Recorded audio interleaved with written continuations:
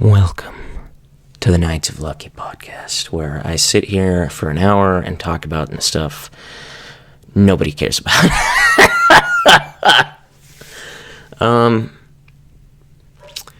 It currently, right now, smells like somebody opened the back of the trunk in that car at the end of Psycho. It's my mom's cooking. I don't know what she's making. Like, she makes pretty good cooking at times, but holy crap. Lee. Sometimes it's like, oh man, like, I need to put on like a hazmat suit before I walk into the kitchen, because it's like, I'm gonna pass out and die. It's like, why did they use mustard gas and stuff like that in the First World War? They should have just used my mother's cooking. I'm being half serious. She is a pretty good cook at times, but, you know. Anywho. What does Los Angeles mean? Los Angeles. I don't know the correct pronunciation. Doesn't it mean like Angel City or I'm going to look this up. Let us see. What does this mean? Los Angeles meaning. That's not the right button. I'm not doing math. I'm not supposed to press the equal button. Los Angeles. Wow, thank you. You have literally given me absolutely nothing.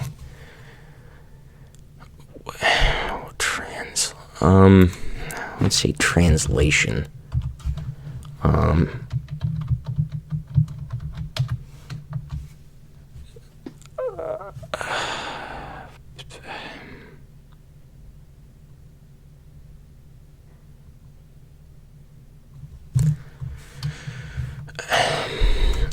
This is turning out to be a lot more difficult than it looks. What does Los Angeles mean?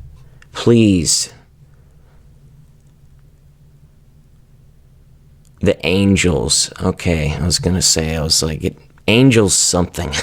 Why did this take like 5 minutes to look up?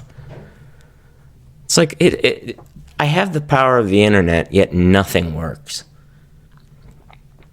Anywho, speaking of working, the cast for the HBO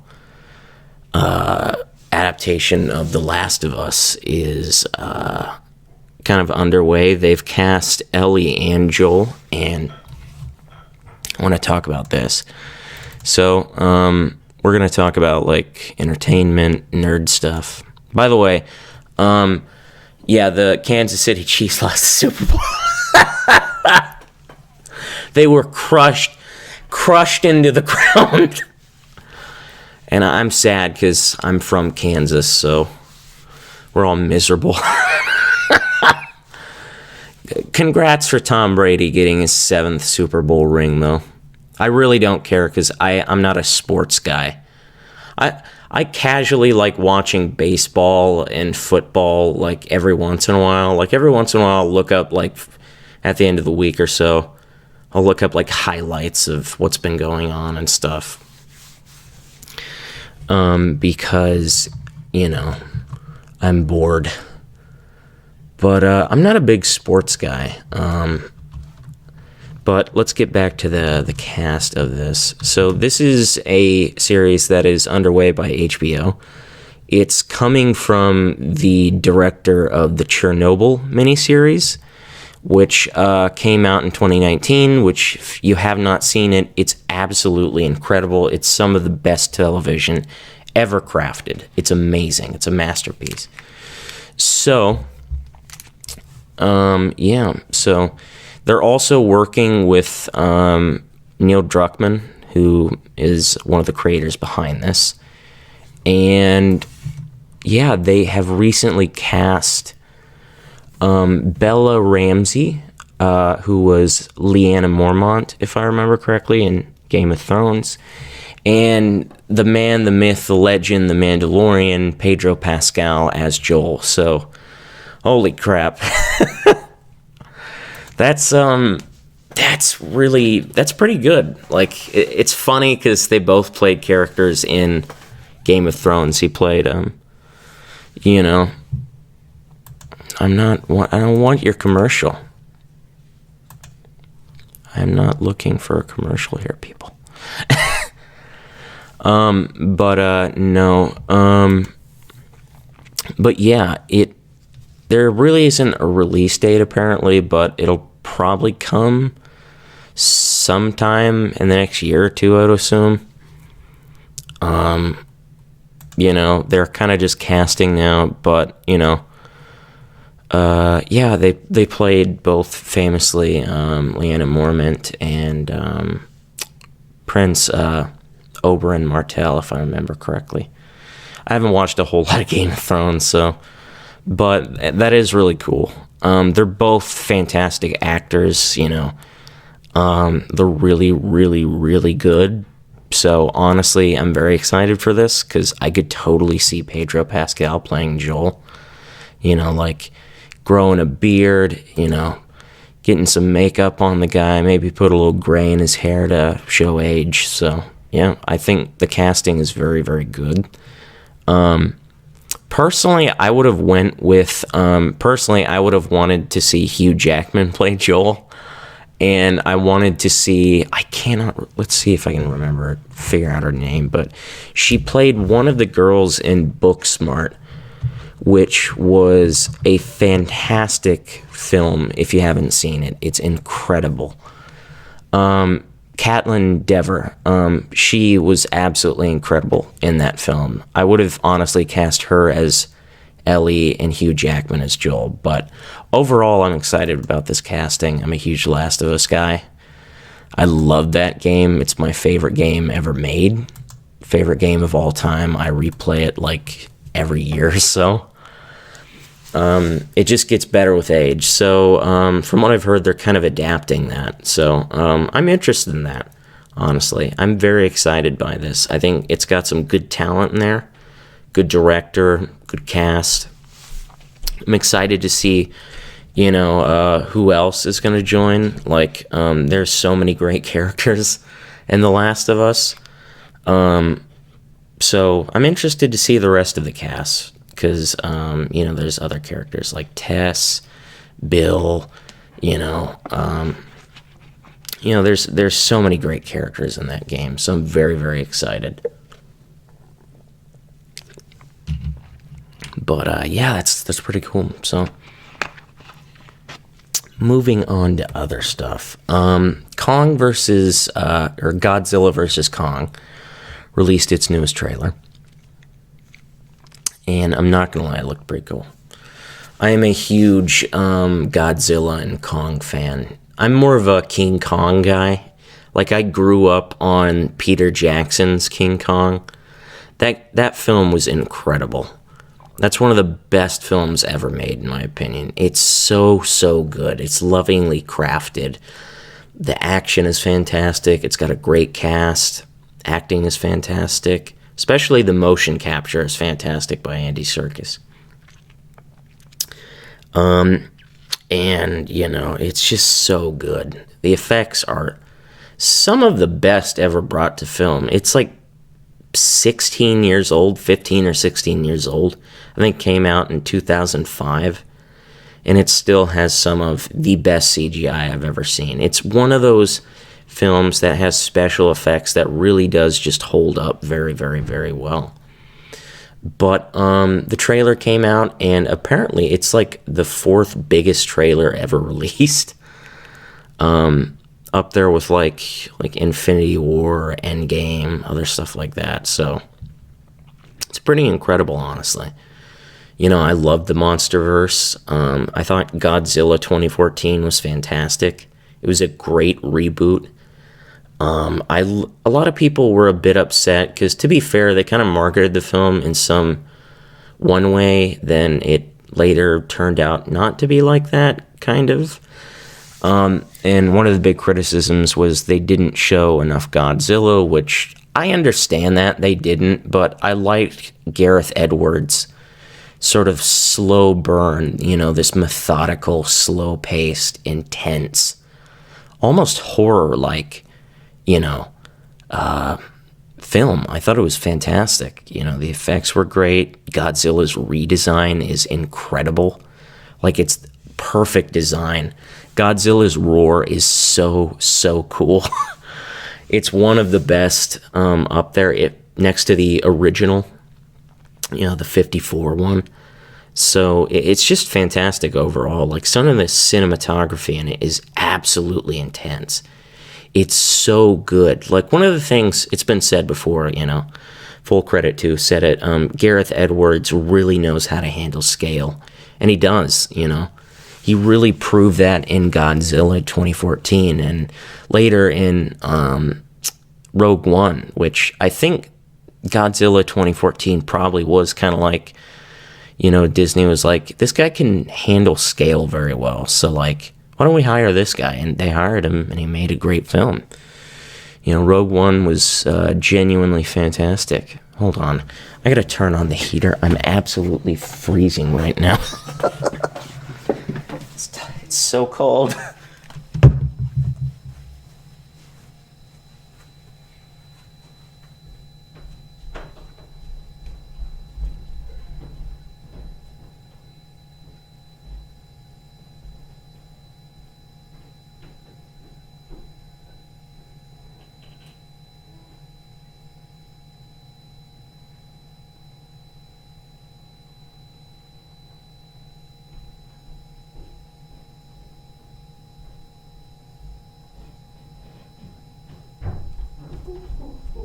Down the stairs.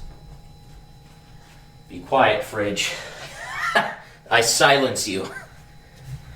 Oh boy, I'm back. That's my squeaky chair. It's a lucky ASMR video when the chair sounds like it's being ripped apart. Okay, move that. All right, yeah, back to it. Yeah, great director, great film, fantastic. I very much enjoyed it. So, I'm very excited. I like Kong Skull Island as well. I didn't see King of the Monsters though. I'm actually thinking about like renting it, like sometime this weekend or, sometime when I have the chance and watching it because it looks really good. But yeah, I'm very excited for this. I am, like I said, I'm a huge King Kong fan, and I really like Godzilla too. I'm more of, like I said, on Kong's side. Because here's the thing, is like, people are wondering, like, who would win, And it's a good point, because Godzilla is literally known as the king of the monsters. He just destroyed King Ghidorah, killed Mutos. The guy is unbelievably powerful. So it's going to be interesting to see how he fares against Kong, because while Godzilla is literally basically a god, like Kong is, like Godzilla is extremely powerful strength-wise. He has atomic breath. Overall is just a really big, huge tank. King Kong, on the other hand, is he's pretty strong, and he's a lot bigger now from what he was in Skull Island, because in Skull Island he wasn't fully grown up yet, So this has been like 5 decades, like half a century since that film came out. Not literally in real life, when it was set in the 70s. So yeah, just in general, it's probably gonna be an interesting fight, I would say, because Kong, on the other hand, while he is strong, he's more intelligent, obviously. He's got intelligence, he can strategize better, he's got that on his side and whatnot. And, apparently what they said in the trailer is like Godzilla is just out there killing people and doing bad stuff, and nobody knows why. And one of the fan theories is that it's really cool, and there's actually some solid enough evidence in the trailer and in recent news that this person might actually show up. One of the theories is that it's actually, I think if I remember correctly, it was like Monarch or someone is piloting Mecha Godzilla and whatnot. So because when you look in the trailer, they're like Godzilla is rampaging towards these like Monarch sites to like find these other like Titans and whatnot to fight and kill and destroy. So one of the theories is like, either, basically it's either Kong or Godzilla, the real Godzilla, is hidden somewhere, hibernating, dead, captured, and Mecha Godzilla, who's basically in like sort of like a Godzilla suit, like think Terminator, like, a robot in like a physical, skin body thing. And, then Mecha Godzilla is going and fighting all these other Titans and whatnot to gain knowledge and research, but to also be king of the monsters, basically. And whatnot. Then, either Kong fights Godzilla and it turns out to be Mecha Godzilla, then the real Godzilla shows up and helps him out. Or, it's just he fights actual Godzilla and then Mecha Godzilla shows up. We don't know, but it does seem, because in the trailer there's one shot where Godzilla is like towering above a bunch of people, and he looks odd. Like his eyes are kind of red and his face looks a lot more like robotic, if that makes sense. And one of the biggest pieces of evidence is like there's like a character that's standing in front of like a screen, like a display, and it shows this robot looking Godzilla body. So that might actually be true, because I think even in like the toy line they said somebody had found Mecha Godzilla was in the toy line, which is one of the ways how people find out about characters and things showing up and stuff, is oftentimes they will look at merchandise and toy lines and find out stuff from that. So I'm excited. I don't know who's gonna win, but they have said that I think the director is Alex Garland, I think,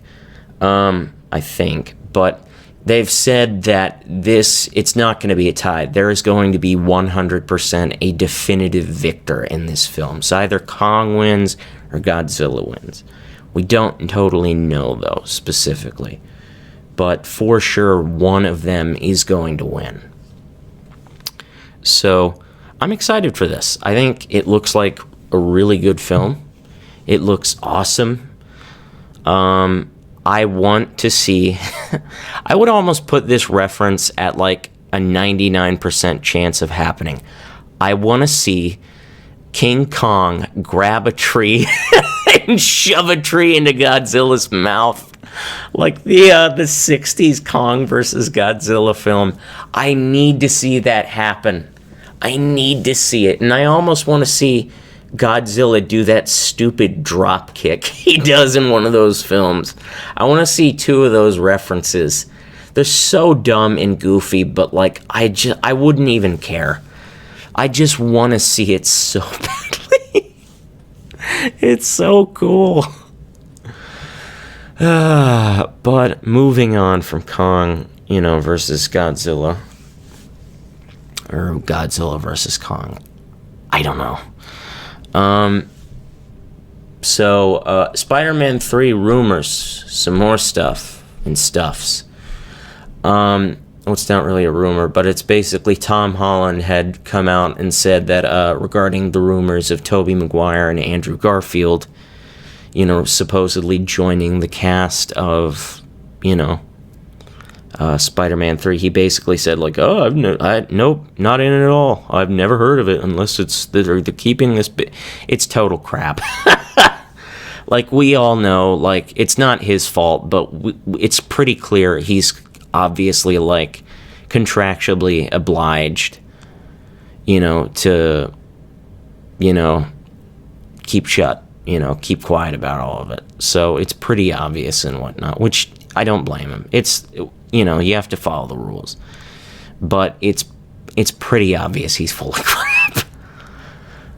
But I understand on his part. But from what we've seen leaks-wise, a lot of the stuff that is coming out for Spider-Man 3 is kind of backed up by other stuff. It's been famously said that supposedly Tobey Maguire and Andrew Garfield Spider-Man are going to show up in it, also with Kirsten Dunst's MJ and Emma Stone's Gwen Stacy. Supposedly also Alfred Molina is coming back as Doc Ock, and Willem Dafoe was reported to be on set. Supposedly probably as Norman Osborn, Green Goblin.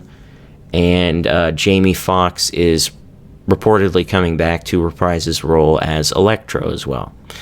And some very big news recently, and this also is kind of backed up by stuff. I've talked about it before, but I'll gloss over it for people who don't know just for a little bit. Reportedly, Charlie Cox is coming back as Daredevil, which I am unbelievably excited for, because if you don't know, people know, followed me a lot, they know Daredevil is my favorite superhero. And Charlie Cox's Daredevil, I love that show. Netflix's Daredevil to death. It's one of my favorite shows ever created. And, for a while, the thing about that is, the thing with these characters they're bringing in supposedly is, a lot of these characters are in completely different franchises and universes. Tobey Maguire and Doc Ock and Green Goblin and MJ, that's all from the Raimi Spider-Man films. And Electro, Gwen Stacy, and Andrew Garfield Spider-Man is famously from the Amazing Spider-Man films. And Daredevil is... That's the thing, is Daredevil and the Defenders and Punisher and whatnot, all those Netflix Marvel shows, those were never explicitly stated as if they were in the MCU.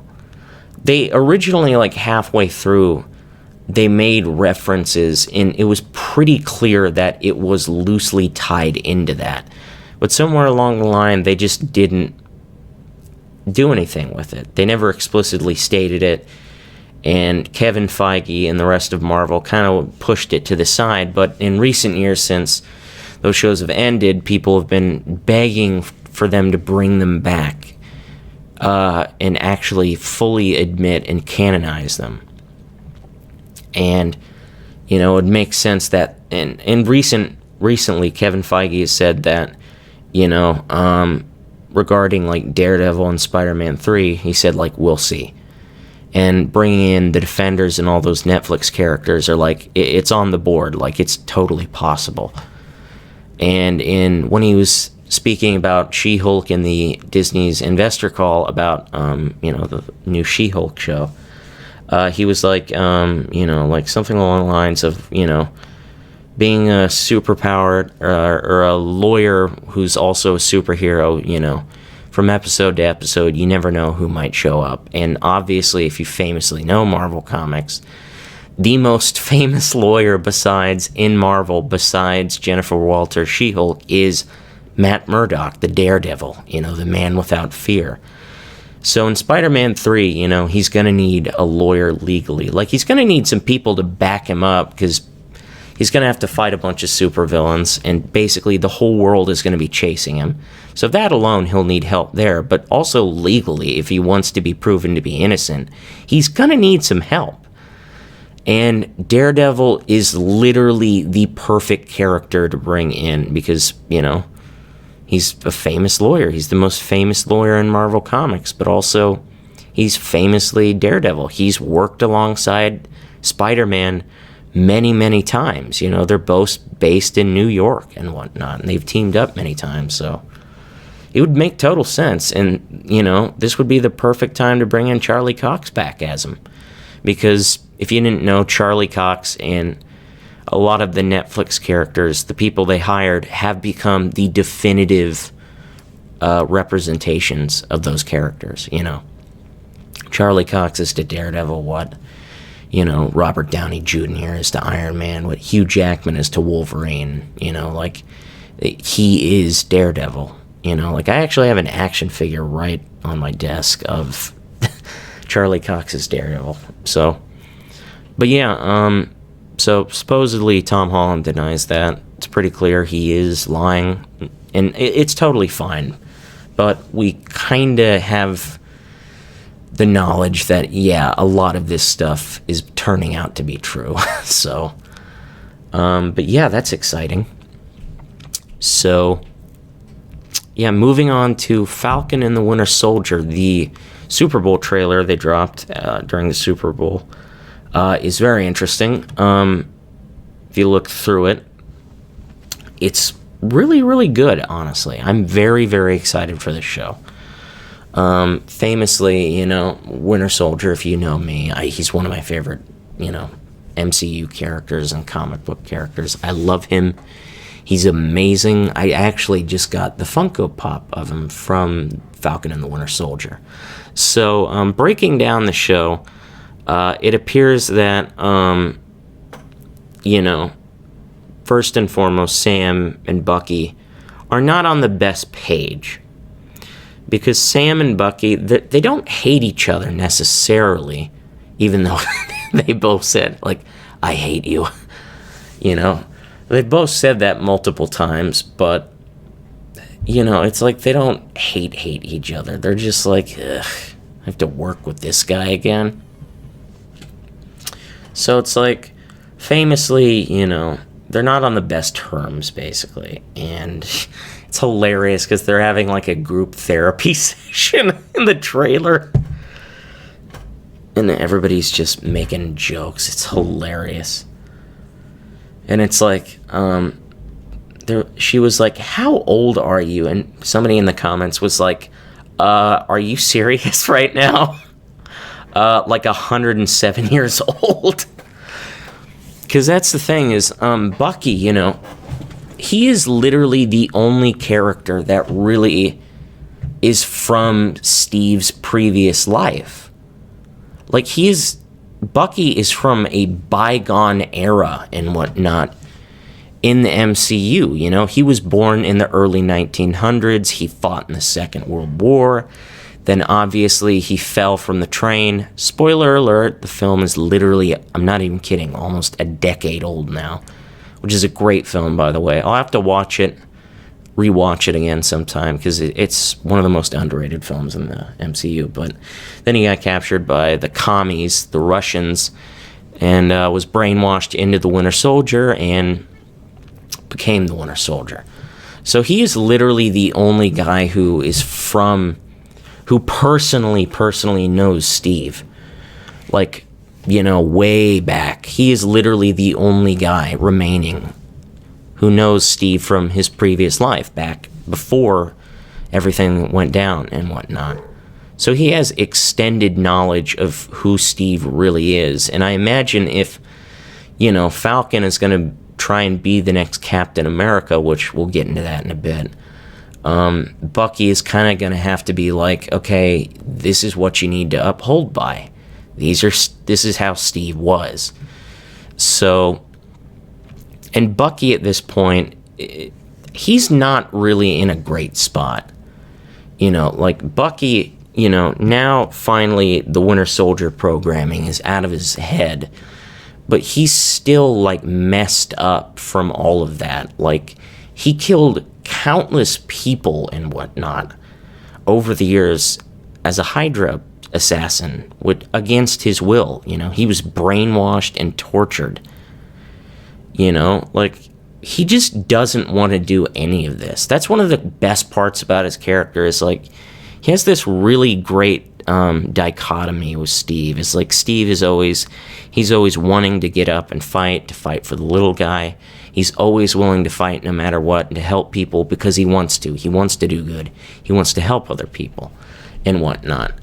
On the other hand, on the opposite spectrum, Bucky is in a similar way. They're both heroes and whatnot. They're both super soldiers, but he just doesn't want to do it anymore. He doesn't want to fight. He fought in the Second World War. He was brainwashed and tortured into being an assassin. He killed people for Hydra for decades. He was brainwashed beyond belief and messed up in the head. He just doesn't want to fight anymore. Like, one of the best scenes in Infinity War was like when T'Challa shows up and he just opens this box with a new vibranium arm, and Bucky just looks so broken and dejected because he just knows, like, I'm gonna have to do this again, aren't I? And he's, sadly and miserably, depressingly, it's like, where's the fight? Where's the war? And he's like, it's on its way and whatnot. He just doesn't want to do it anymore, which I don't blame the guy. He has been through a lifetime of misery and suffering that no one else has really experienced. And the other thing is, like, Bucky right now, from what I know, he is literally the last living super soldier. Like, Steve is old. He's either now dead or just really old, retired. So Bucky is currently literally the literal last super soldier on the planet. He's the only guy from what we know of. Next to maybe Red Guardian from Black Widow, which I don't know if he's got the super soldier serum, though. I think he's just kind of like a Captain America guy, but without the super soldier serum. So really, right now, Bucky's literally the last living super soldier. He's the only guy who has the super soldier serum in him. And that's the thing, is Bucky is a guy you do not want to mess with. Like, what I heard people in the comments that are like, I hope they don't nerf him in the show, and I agree. I really hope they don't. Because Bucky is known for being... he's literally one of the most powerful Avengers. He's not like, Iron Man or Scarlet Witch or Hulk, but he's a powerful dude. Because he is literally on the level equal to Steve Rogers, Captain America, if not even better. He's got the exact same super soldier serum. He fought in the Second World War. He's got knowledge from the army and training. He was trained by the world's best assassins in Hydra. So he's like an absolute expert in espionage, and assassinations and stuff like that, spy stuff. And he's also got a metal arm. His arm before was strong enough, but it got blown off. And now he has a pure vibranium metal arm that is literally indestructible. So it's possible he could even have like the whole like energy collecting repulse power that like Black Panther has, where it can build up enough kinetic energy and he can just unleash it and whatnot. Like, I assume that they would put some stuff in that arm to kind of give him an edge. Like in the comics, famously, like, he can control it even if it's not on his own body. And it's got electric pulses in the palm of his hand. So now that it's made of pure vibranium, it's literally indestructible and whatnot. And there is literally nothing on Earth that could really destroy that thing. It's even lighter weight, strong, durable. It's probably got some extra specs on it. So he's someone you do not want to mess with. I mean, like, he literally broke out of like one of the most contained places on the face of the earth in Civil War, beat the crap out of Sam Wilson, took him down, beat the crap out of Captain America, took him down, took out a bunch of guards guarding the facility, crushed Iron Man, took him out, took down Black Widow and Agent 13, and literally beat up the Black Panther, T'Challa, and left, and he got out of there. He's literally unstoppable. Like, back in his Winter Soldier days, you do not want to mess with that guy. You give that guy any mission, he will go right through everything and everyone. He's not somebody to trifle with. So, like, I really hope as well they don't nerf him, because he is literally physically Captain America, if not stronger than him. He is the last living super soldier on the planet, you know, and he's angry, he's tired, he's sick of it all. He doesn't give a crap anymore. You do not want to get in his way. Like, it's crazy, because in the trailer, they're even like, it's like 3 or 4 people literally holding him down all together.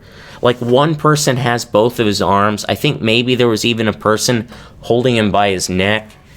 Or there was someone, like, literally, like, coming at him to, like, right hook his face into the truck and whatnot. Like, he is literally unstoppable, basically.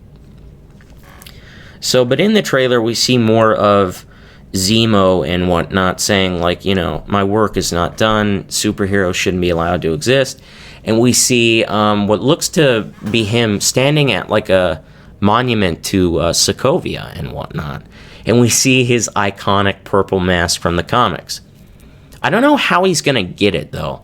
Because in the comics, his origin for getting the mask was, like, he was fighting Captain America in this, like, facility that was, like, manufacturing this material that couldn't be, like, destroyed, basically. And Captain America threw a shield and hit one of, like, the containers with this stuff, and it spilled onto his face. And he could never take it off. And ever since then, he absolutely hated Captain America for that. Because he literally can't take this mask off now. But in this, you know, show, that doesn't seem to be the case. So I don't know where he's going to get it from. But my guess is, I want to say this. I want to say, this is a rogue theory. Crazy theory. I think it's probably his sons. I want to think it's one of his kids. Because famously, Zemo's family was killed and he had kids and whatnot. So I think it's maybe when Zemo went and finally found his kids, I'm going to say that his kid had that mask on him and whatnot. And now he has taken that mask and wears it all the time as, you know, a symbol of, you know, his loss, his pain and suffering. That's what I'm going to say. I'm guessing it's his son. I'm calling it.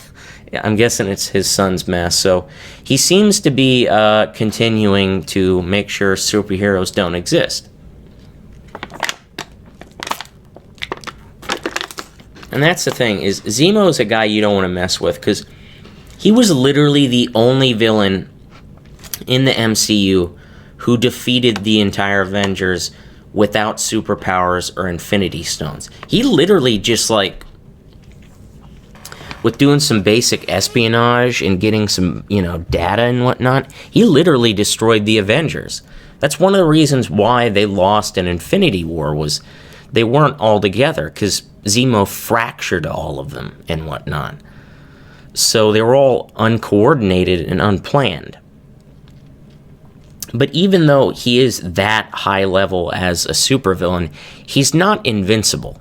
He doesn't have superpowers, and he can only do so much. And it seems like maybe he is putting together, and this is one of the fan theories, is his mission is he's trying to create the Thunderbolts, which in Marvel Comics, I'm not too familiar with them, but, like, they're this, like, team of supervillains, basically.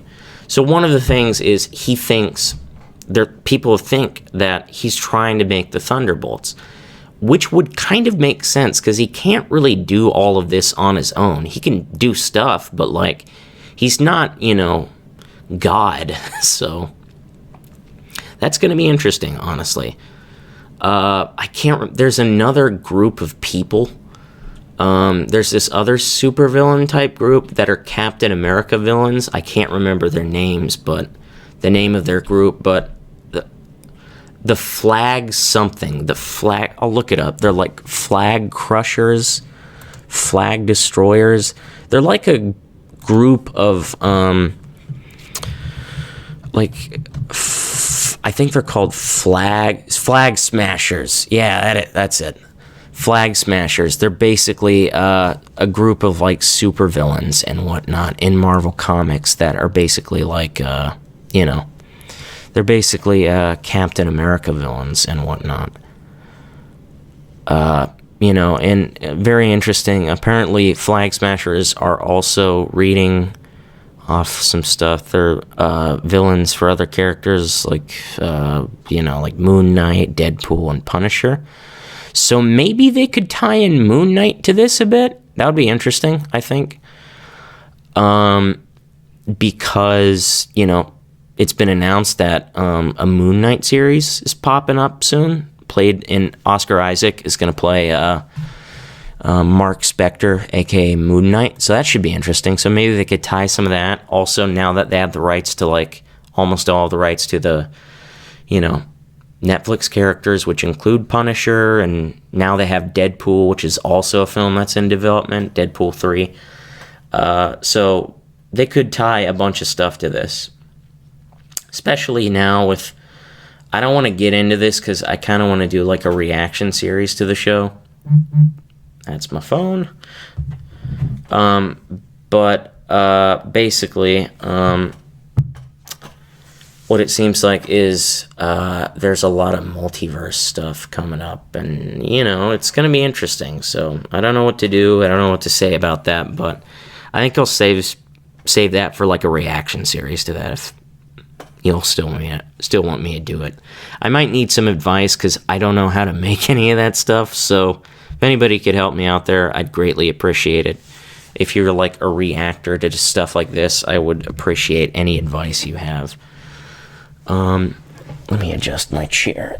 This chair is horrible, by the way. Anywho, I'm gonna sit back here and relax in this horribly painful chair.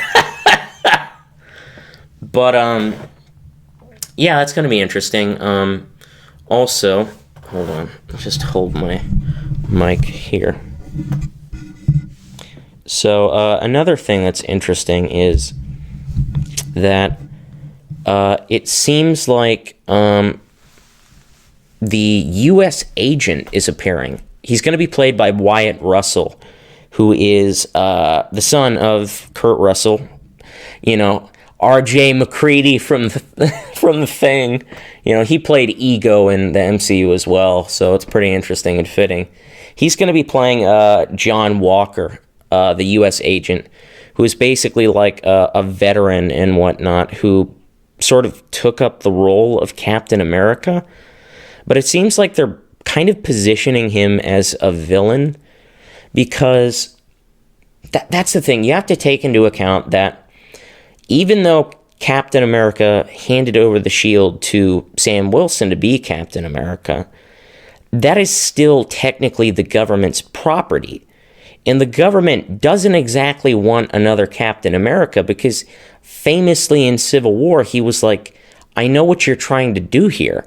You're trying to make, even though that Tony, like he understood Tony's argument, he realized that if they had signed the Sokovia Accords, they would literally be signing over their rights to be superheroes. And his worry was like, what if some horrible stuff happens, like in Infinity War or Endgame, and they don't allow us to go out and help and whatnot? Like, when the government gets involved in stuff, not to get political, stuff doesn't exactly end well, especially in the MCU. Like, look at the Winter Soldier. S.H.I.E.L.D. got invaded by Hydra, and they almost took over the world. So it seems like they might be they're probably going for that, because they don't want another Captain America that opposes their beliefs. So what they're going to do is they're essentially propping up this U.S. agent, this fake Captain America, which is all by design. I need to adjust. This is uncomfortable now. I really need one of those really cool, like, swivelly, nice gaming chairs. I'll save up for one. I'm also saving up for a mic stand, so I want to thank my patrons, because you're helping me save up money for that. So thank you. But seems like they're going down that route because they just wouldn't want another Captain America. Because Sam Wilson, that's the reason why Cap gave the shield to him and not Bucky, is because Cap realized that Sam best fit his ideals and beliefs. While Bucky was on his side, but it made no sense for him. He literally just got, out of being the Winter Soldier. Like, he's not ready to jump back in. And that's leading to another thing, is like, how is the world going to react to Sam Wilson and Bucky Barnes? Because aren't they like war criminals? Because they broke the Sokovia Accords, which is against the law. And that's one of the questions, is like, does that stuff still apply even after Endgame? Which would kind of make sense. It's like, even though, the world has gone to crap, but it's fine now. It's like, we're not just going to forget the past. Because like in Infinity War, it's like General Thunderbolt Ross, when he was talking to some of the Avengers and whatnot in Infinity War, he was like, you think like, well, you can just come in and all is forgiven? So it seems like they still hold that grudge, and it would make sense that they would be like, we can't allow Sam Wilson to be Captain America. We need to shut this down right now. So they essentially prop up the U.S. agent so they can have their own Captain America that fits their beliefs and ideals that they can use and manipulate, which is pretty messed up. So it seems like it's going to be essentially about, Bucky and Sam trying to stop Zemo while also having to deal with the legacy of the Shield and who is going to be Captain America and, who it belongs to, really. And it's going to be interesting to see how the world reacts to Sam Wilson and Bucky Barnes, because Sam Wilson famously broke the Sokovia Accords, and Bucky was the Winter Soldier. Like, it's not Bucky's fault whatsoever. He had no control over any of that. But, like, he's still, like, I'm assuming the world would be like, like, I really hope they bring up, like, the trial of Bucky Barnes, something in that way. Because it's like, the jury really, no pun intended, is still out. Which maybe that could lead into, like, She-Hulk or, like, Daredevil could show up or something, to fight on his behalf, because, like, eventually they're going to catch up to him, and they're going to have to do that. Like, they have to, like, even though he was against his will, like, they're going to have to put him on trial and whatnot. So, and I'm assuming the government is, like, they're going to be like, this guy was the Winter Soldier, he did all of this, it was his own volition, because they're like, he's with Sam Wilson and whatnot, and they oppose him, or them, the government and whatnot. So I would assume they're going to be like, we got to shut this guy down as well. So it's going to be interesting, honestly. It really is going to be an interesting show. I'm very excited for it. It looks absolutely fantastic, and it's going to be interesting because this is really going to be the first extended look of what the world is like after the snap, like how the world and the governments, countries react to stuff like this post-Endgame. Do the Sokovia Accords still apply? Do these superheroes, do we have to go after them and bring them to court? It's going to be very interesting. Like, we've seen bits and pieces, like with WandaVision and Far From Home, of like what it's like after, but nothing really extended. Nothing into the whole political sort of thing and how the governments are dealing with this stuff. So I'm excited. It's coming out in, I think, late March or so, which I'm excited for. Now that I have talked about nerd stuff for literally like an hour now, let's get into some questions and wrap this little podcast up. Okay. I also want to thank everyone for the support they've been giving me lately, after I got out of the hospital, but also on this channel and, on my Patreon. I want to thank you all. Like I said, there is a free Valentine's Day content weekend going on. This will be coming out today. This podcast, by now, while you're listening to it, will have been released. And also today I will be releasing a blooper reel completely for free on Patreon. I already put the official audio that would have come out today, but I was like, I want to make everything free, so it's like I'll just release the audio on Thursday and whatnot instead of just doing like the whole like you have to wait 2 days and whatnot because of like people get early access. So I was like, I'll just release that on Thursday today, which that was back then at that time. And also, I released an exclusive audio that released yesterday completely for free on Patreon. It's a Valentine's Day one. Go check it out. I also released, I'll be, like I said, releasing this podcast and a free blooper reel today, which will also be on Patreon. And tomorrow I'll be, dropping a very interesting, as they say, podcast episode, or not podcast episode, but an interesting audio exclusively on Patreon completely for free. That'll wrap up the free content weekend tomorrow on Valentine's Day. So I want to thank you all. I love you all as my fans, but let's get into it. Let's read some questions.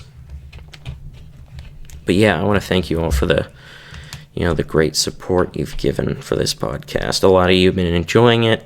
I really enjoy making it. It's fun. I'm trying to get some people on the podcast, some guests sometime. So, it's going to be interesting. Okay, let's look at some questions. Also, I will be having like a gift card giveaway. Like I'm thinking about getting like a $25 or like a $20 gift card. Like, you can get to just, spend on whatever you want with it. Once I break 40,000 subs as a giveaway, thank you. I'll randomly pick out, I'll list, I'll make a community post and, I'll say, enter to win by just making a funny comment, try and make a joke and whatnot or something, or just comment, whatever you, so be tuned in for that. So without further ado, let's look at some questions. Okay, Kingdom Hearts or Persona? I have played neither of them. I've played neither of them. But if I had to pick, I'd probably pick Kingdom Hearts, maybe. So I'd have to say probably Kingdom Hearts because I'm a Disney guy. How's it like being an ASMR channel, and who inspired you to make it? It's interesting. It's a fun job. I like voice acting. I'm currently on my way to becoming one, hopefully. A lot of hard work, but yeah, it's fun. I get to do this as a job and, further my acting career and whatnot. I get paid, and I have a lot of fun. It's just such a great job, just reading and, talking and making cool videos and stuff. It really is just genuinely honest. And I'd have to say, probably my biggest inspiration for my channel is Teacup Audio. She's amazing, by the way. She's by far my favorite voice actor in this community. She's absolutely fantastic. So, I was greatly inspired by her. She's who I look up to. So maybe one day I'd get to work with her. That'd be cool. But yeah, she was by far my biggest inspiration for my channel. Like, I've been watching her since 2017, so I've been there pretty early with her. So, but moving on. Do you like muffins? Yeah, I like lemon poppy seed muffins. I actually just got some of that stuff, so I'm going to be baking some of those sometime soon. So, What mic do I use? I use a Blue Yeti microphone. I had two of them, but one of mine, my main one, actually broke, so I'm using my spare one right now. But yeah, I use like Wondershare, I think, Filmora. I use stuff like that. It's a great editing, thing. I also use like Canvas for like thumbnails and templates and stuff. They're also very good. I use Zapsplat for sound effects and whatnot. Go check them out. They make great, sound effects and whatnot. If you're a creator like me, it's a really useful site. So, yeah. Let's see. Holy crap, that's a lot of favorite animes. By far, mine is My Hero Academia. I've actually been waiting to get back into that because I never finished season 4. So, like, sometime soon, I'm gonna do season 4. Because I love that show. I am unbelievably invested in that show. It's crazy how invested I am. I've said multiple times, like, I literally became completely invested in it within 3 days. I literally binged all 4 seasons and whatnot. Because I binged through season 1, 2, 3, and the first couple episodes of season 4. Then I went back, watched the entire series again in chronological order, including the My Hero Academia movie as well. And some more of the episodes of season 4. So, like, I am completely invested in that franchise. Another one of my favorites is Future Diary. That's a great one. Yuri on Ice. I really like that, too. Akame ga Kill. That's a great one. Just, they're great shows. Incredibly great shows. I'm thinking about watching My Hero Academia soon, and I think Demon Slayer is actually on Netflix right now, so I'll have to check that out too, because I've heard nothing but good stuff about both of those shows.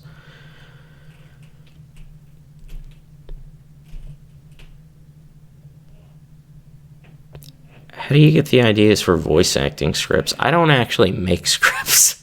I do literally everything improv. I'd say like 95% of my videos I've done are completely improv by me. I don't have a script. I don't read off anything unless I'm doing a collaboration or somebody sent in a script. I don't use them. I just like doing, spur of the moment improv ones. I do all of it improv. Like right here, I'm not reading off anything in this podcast. There's nothing. It's literally just me, microphone, and my phone just to look up stuff. So I do everything improv, basically. Before I make a video, I brainstorm for a couple minutes, write a couple ideas down, beginning, middle, end of the audio in 3 parts. It's usually like 15 minutes, so 5 minutes for the beginning, 5 for the middle, and 5 for the end and whatnot. Have like some ideas and themes you like to do, write some specific dialogue you want to use, but I do everything improv because I find, at least personally for me, it's just like a waste of time because I can just do the same thing improv. So it's like, for me, it's just, I don't know, I just like doing it improv. It's just how I fit into it, I guess, I really do like it. It's fun. It feels a bit more natural because, like, sometimes, no offense to anybody, it's not anyone in particular, but it's like, sometimes you can tell when somebody's reading off a script, and it's like it kind of just sort of robs authenticity of everything. So, for me, I'm like, I want it to make it feel as real and natural as possible. So that's why I always do improv, because I find it's just my thing. It's more fun and interesting and authentic and whatnot. So, but I do like reading off scripts as well. Like, I don't hate doing them, but I'd say just kind of brainstorm. Just sit down, relax, maybe look up some stuff for inspiration, look for ideas, Like, I often just, like, go on YouTube and look up movies and shows and anime and other stuff, just kind of get inspiration, like, like, oh, I just saw the clip of this zombie movie. What about an apocalyptic one? Ooh, yeah, it'd be like a zombie one where I'm, it's just like that, just kind of get inspiration for other stuff, proofread, yeah, do stuff like that. That hopefully that helps. But yeah. Let's see. And no, your English isn't bad. Don't worry.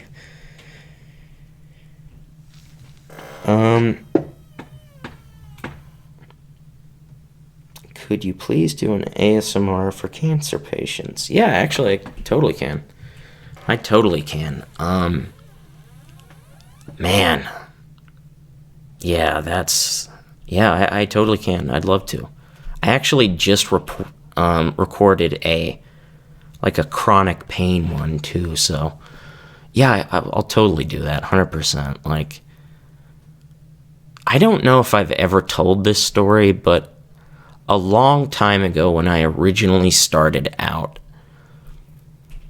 really when I had really, first month or two I had started out, I had gotten, a message from someone.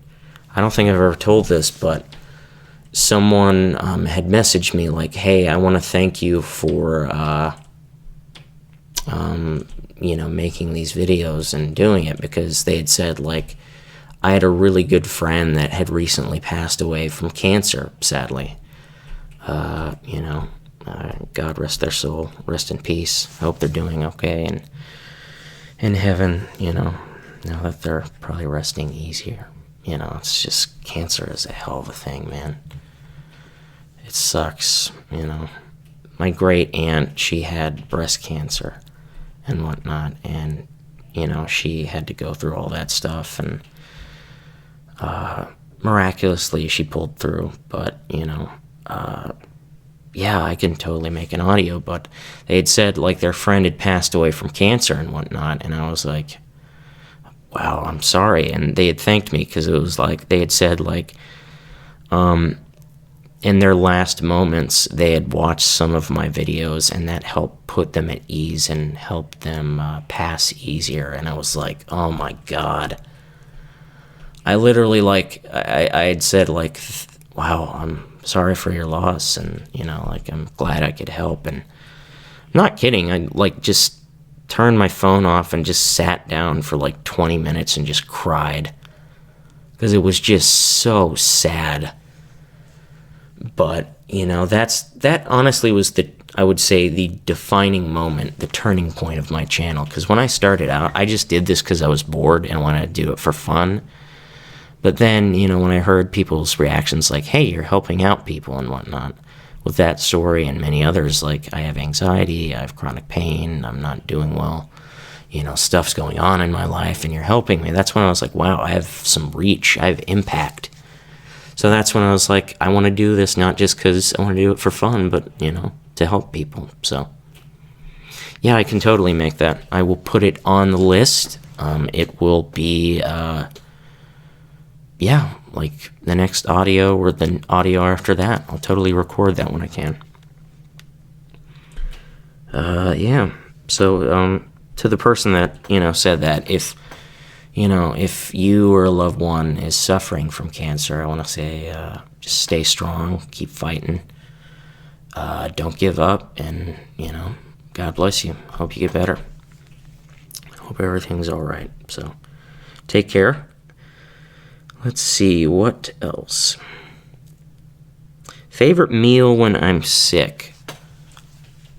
Do you mean like sick with the flu or something?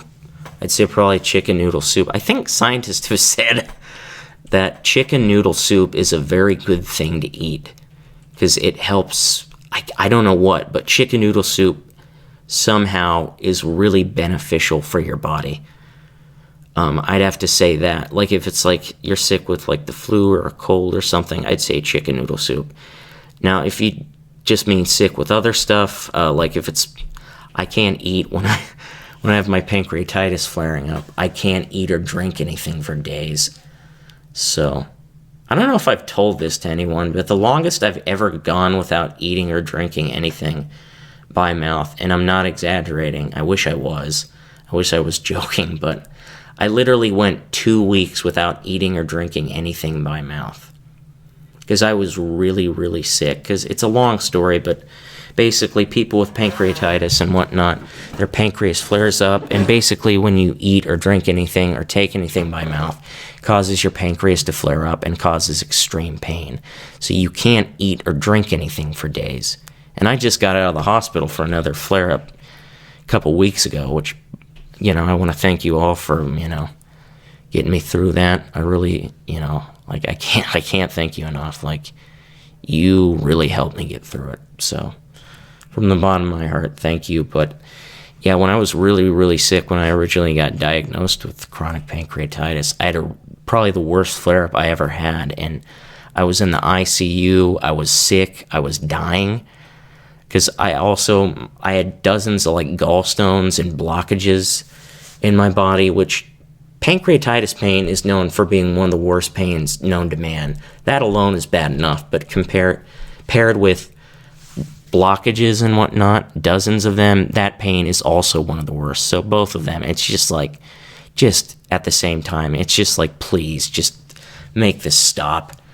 I am surprised I even managed to get through that stuff. But I remember when I was in the ICU, because at that point, my liver started to fail. My organs were slowly starting to shut down. They were worried I was going to go septic because blockages blocked all of this waste material and whatnot, and that would just flow back into my bloodstream, or my ducts, which are basically drainage tubes, would just burst and infect my body with germs. So basically I was in a bad way. So I was in the ICU, and I could barely, I couldn't eat. I literally didn't eat for 2 straight weeks, eat or drink anything by mouth. I'm not exaggerating. They'd hooked me up to the ICU and whatnot, obviously, or the IVs and stuff, and they were giving me stuff there, but that's not really how your body is meant to get nutrients. So your body starts to eat itself. And that's what kind of happened to me. I lost a lot of weight. I don't know if it was this time or another time, but the most weight I have ever lost, and when I tell stuff stories about me being sick, I'm not exaggerating or joking. It's all true. It's as horrible as it sounds, so, but I remember one time, I don't know if it was the time when I was in the ICU, but I was really sick. I went into the hospital at 90 pounds and I came out at 60. I had literally lost 30 pounds of weight because I was that sick. When I get sick, I get real sick. So I didn't eat for 2 straight weeks. And it's not that kind of pain, that kind of hunger isn't oh, there isn't anything good to eat in the pantry because I haven't eaten for a couple hours. It's raw, primal hunger. I didn't start looking around the room and seeing my family as chicken wings and pizza, but I started to go a bit crazy in the head. When you don't eat or drink anything for a while, you kind of get messed up, especially for 2 weeks. And eventually they were do you want to try something to eat? And I was yes, please. And this nurse, really nice guy named Lucas, at midnight, he brought me a giant turkey sandwich with that nice big wheat bread and that good carving board turkey and a chocolate chip cookie. And I destroyed that sandwich. I ate the entire thing. I was about to eat the cookie, but my mom was you should take it easy. And I was you sure about that? No, she took the cookie and ate it, and I was I wanted that cookie so bad, but I'm not kidding. If somebody would have tried to, take that sandwich from me, I wouldn't have attacked them or anything, but, I would have kind of reacted, when, you give a dog a bone, and you come back after a while and try and take it away from them, they're and they're back off. I was kind of like that. I was you seriously need to get the heck away from me. This sandwich is in me. And the pain was unbelievable because I ate it and it caused pain, but I literally just ate through it. I was I need this food. I haven't eaten for half a month. That messes you up. So this is dark. It's taking a dark turn. Let's move on to something funnier. How am I doing? I'm doing pretty good. I'm chill. I've been doing a lot of work. I've been enjoying it, so I'm feeling pretty decent too, so I've been doing pretty good. What are you What are your thoughts on reptiles? That's interesting. I didn't think of that. No, that's an interesting question, actually. I think they're cool. They're cool animals, Reptiles are interesting. I used to have like a pet turtle. And yeah, I think reptiles are pretty interesting, honestly. They're cool. I like seeing them. They're honestly really interesting and whatnot. When you really look into like nature documentaries, they're just fascinating creatures, just fascinating. And it's scary because like in like Florida, like there are literal like crocodiles. There are literally like Nile crocodiles in Florida that are literally just roaming around. It's like crocodiles. That's insane. Those things are huge. If you've seen like pictures of like Nile and saltwater crocodiles, it's like those things are huge. Those things would bite you in half like you were nothing. And now you've got like, what is it, like anacondas or whatever, like Burmese pythons, I think, that are spreading throughout, the bayou and whatnot, in the swamp, and and they're like an invasive species. I think like recently somebody found a huge python in their like flower pot. It's like holy crap, those things are they're everywhere. So it's like reptiles are cool, but like, man, they can screw you up in ways you can't imagine. I'm drinking tea out of my cup right now. It's a water bottle, actually. That's not a reptile. That's barking. That's my dog. Charlie, be a good boy. Go lay down. Take a nap. I feel like a dad. Chicken nuggets or chicken wings? Jeez. I'm gonna go chicken nuggets. I don't know. I like chicken wings, though. They're pretty good.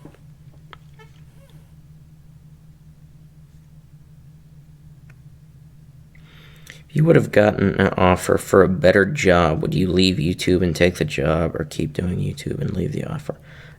Holy crap. That's a good last question, actually. Me personally, I'd actually probably I'd do both, actually. I would do my main job, like I'm assuming like maybe you mean like professional voice acting. I'd do that. I'd take the professional voice acting job, and I'd also keep doing YouTube as well. I'd keep doing both. I would want to, go big time and do stuff like that. I would kill to be in a dub for something. If anybody wants me to do anything, I'm open for hire. So if anybody needs help in a collaboration or a role or something, I am totally available. So just putting that out there. But no, I'd probably do both. I love voice acting, and I wouldn't want to leave my YouTube channel, so I'd keep doing both, honestly. Why not, Who says I can't? So, yeah, I'd do both. I'd stay. I like my channel and my subs too much, I don't want to leave them out to dry and just be like, thanks, bye. No, I don't want to do that, So I'd do both, honestly, but that has been a long podcast. We're at like 114 minutes. No, an hour and 14 minutes. Read, man! Good Lord. Ugh. Dude. This is why I can't do an office job. They'll be like, I need those documents. I need the numbers by Monday. And it's like, yeah, sure, boss. I would panic and be like, I'm going to accidentally destroy this entire company with my incompetence. But yeah, it's been the podcast. I hope you have all enjoyed this weekend of this content. I hope you all have a great Valentine's Day.